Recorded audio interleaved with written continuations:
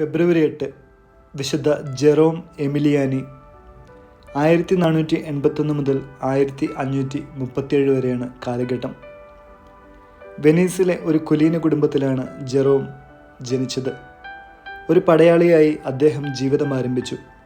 ത്രെവീസോ ഗിരികളിൽ സ്ഥിതി ചെയ്തിരുന്ന ഒരു കോട്ടയുടെ ഗവർണറായിരിക്കുമ്പോൾ ശത്രുക്കൾ അദ്ദേഹത്തെ പിടിച്ച് കാരാഗൃഹത്തിലടച്ചു. അങ്ങനെ സ്വതന്ത്രനാക്കുകയാണെങ്കിൽ ഞാൻ ഉത്തമ ജീവിതം നയിച്ചു കൊള്ളാമെന്ന് ജയിലിലെ കഷ്ടതകളുടെ ഇടയിൽ ദൈവമാതാവിനോട് അദ്ദേഹം പ്രാർത്ഥിച്ചു.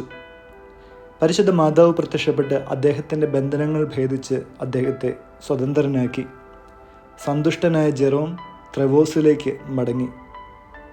ദൈവമാതാവിൻ്റെ ബലിപീഠത്തിൽ തന്നെ ബന്ധിച്ചിരുന്ന ചങ്ങലകൾ തൂക്കിയിട്ടു. വെനീസിൽ സ്വഭവനത്തിലെത്തിയപ്പോൾ ഉപവിപ്രവർത്തികളിൽ അദ്ദേഹം പൂർണ്ണമായി മുഴുകി. തെരുവീതിയിൽ അലഞ്ഞു നടന്നിരുന്ന അനാഥരെ അദ്ദേഹം ആവും വിധം സംരക്ഷിച്ചു. പാതുവായിലും വെറോണയിലും കൂടി അദ്ദേഹം അനാഥശാലകൾ സ്ഥാപിച്ചു. ഒരു മഗ്ദലേന ഭവനവും ഒരാശുപത്രിയും അദ്ദേഹം തുടങ്ങി. ഭക്തരായ ചില അൽമായരും വൈദികരും ഈ അനാഥശാലയിൽ താമസിച്ച് അനാഥരെ പഠിപ്പിച്ചുകൊണ്ടിരുന്നു. അവർക്കായി വിശുദ്ധൻ ഒരു നിയമാവലി എഴുതിയുണ്ടാക്കി. അങ്ങനെ ഇന്ന് നിലവിലുള്ള സൊമാഷായിലെ ക്ലെറിക്സ് റെഗുലർ എന്ന സന്യാസ സഭ ഉടലെടുത്തു. രോഗീ സന്ദർശനത്തിനിടയ്ക്ക് പകർന്ന വ്യാധി അദ്ദേഹത്തിൻ്റെ ജീവൻ അപഹരിച്ചു. 1537 ഫെബ്രുവരി 8 അദ്ദേഹം ദിവംഗതനായത്. 1767 അദ്ദേഹത്തെ വിശുദ്ധനെന്ന് നാമകരണം ചെയ്തു.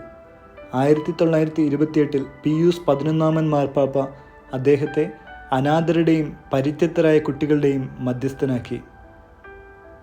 കുടുംബങ്ങളാലും സമൂഹങ്ങളാലും പരിത്യജിക്കപ്പെട്ട് നിരാലംബരായിരിക്കുന്ന വൃദ്ധരുടെയും അനാഥരുടെയും സംഖ്യ വർദ്ധിക്കുകയാണ്. വിശുദ്ധ എമിലിയാനിയെപ്പോലെ നമുക്ക് അവരുടെ മിത്രങ്ങളാകാം.